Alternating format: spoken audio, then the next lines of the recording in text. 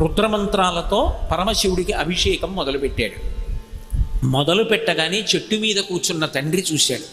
అరే రే ఎంత పని చేస్తున్నాడు రా పిల్లాడు, నిన్నటి రోజున వాళ్ళు చెప్పినది యథార్థమే, ఈ పిల్లవాడు పాలన్నీ తీసుకెళ్ళి ఇసుకలో పోసేస్తున్నాడు, నిష్కారణంగా పాలన్నీ పాడైపోతున్నాయి అని కోపంతో పిల్లవాడు అభిషేకం మొదలు పెట్టగానే చెట్టు దిగొచ్చాడు. చెట్టు దిగొట్టి పిల్లవాడి భుజం మీద చెయ్యి వేసి గట్టిగా కుదిపాడు. విచారశర్మ విచారశర్మ అని. కానీ ఆ పిల్లవాడు తదేక నిష్టలో చదవడం నోటికి అలవాటైపోయింది కాబట్టి నోరు స్వరంతో మంత్రం చెప్తోంది, కానీ ఆయన మనస వాచ కర్మణ పూర్తిగా శివభక్తిలో మునిగిపోయి ఉన్నాడు. అతనికి ఆ సైకత లింగంలో పరమశివుడు ప్రత్యక్షం అవుతున్నాడు.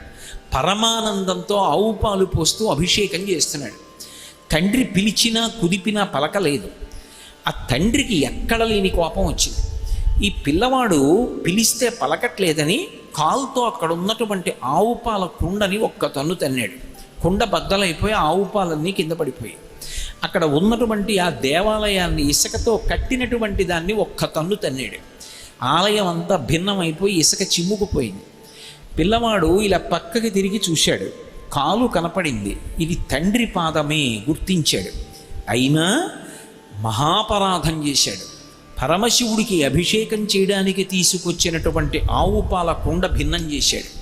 అక్కడతో ఊరుకోకుండా ఆకాలితోటే శివాలయాన్ని ధ్వంసం చేశాడు. నా తండ్రి రక్షింపబడాలి అంటే ఆ కాలు తెగిపోవడం వినా మార్గం లేదు. నా తండ్రిని రక్షించుకోవడానికి, ఈ అపరాధం నుంచి గట్టెక్కించడానికి ఏ కాలుతో ఆవు పాల కుండని ఇసుకతో కట్టిన దేవాలయాన్ని తన్నాడో ఆ కాలు నేను నరికేస్తానని అక్కడ ఉన్నటువంటి గొడ్డలిని ఒకదాన్ని తీసి తండ్రి కాలి మీద విసిరాడు. ఆ గొడ్డలి తగిలి తండ్రి కాలు తెగిపోయి రక్తధారలు కారిపోతుండగా తండ్రి కింద పడి శరీరం విడిచిపెట్టాడు. పశ్చాత్తాపడకుండా శివ ఇంత అపరాధం చేశాడు, నా తండ్రి క్షమించమని శివుడికి విజ్ఞాపన చేశాడు. పరమశివుడు అతని యొక్క భక్తికి కదిలిపోయాడు. ఇది శంకర భగవత్పాదులు అంటారు, గభీరే కాసారే విశతి విజనే ఘోర విపినే విశాలే శైలీచ భ్రమతి కుసుమార్థం జడమతి సమర్ప్యై చేత సరసిజముమానాధభవతే సుఖైలావస్థాతుం జన ఇహ న జానాతి కిమహో అంటారు. మనసార దర్శనం చేస్తూ ఆయన పాదముల మీద ఒక్క మారేడు దళం వేస్తే చాలు పరమ సంతోషాన్ని పొందుతాడు.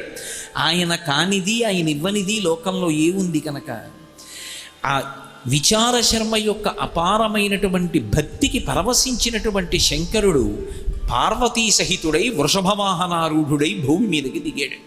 దిగి ప్రత్యక్షమయ్యాడు. వెంటనే విచారశర్మ లేచాడు, స్తోత్రం చేశాడు.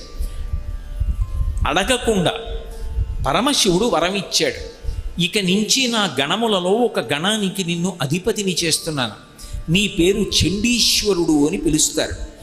ఈశ్వర శబ్దంతో పిలవబడతావు. నంది ఎలా నందీశ్వరుడు అనిపించుకున్నాడో నువ్వు చండీశ్వరుడు అనిపించుకుంటావు. నీవు ఎప్పుడూ నా దగ్గర ఉంటావు. నేను కట్టుకుని విప్పినటువంటి బట్టలు, నేను ధరించి విడిచిపెట్టినటువంటి ఆభరణములు, నేను తినగా మిగిలినటువంటి ఉచ్ఛిష్టము అంటే అశేషము మిగిలిపోయినటువంటి పదార్థము నీకు మాత్రమే దక్కుతాయి. ఇక పైన ఎవ్వరూ కూడా వాటిని తీసుకోవడానికి వీల్లేదు. అవి నీకు మాత్రమే దక్కుతాయని చెప్పి వరం ఇచ్చాడు.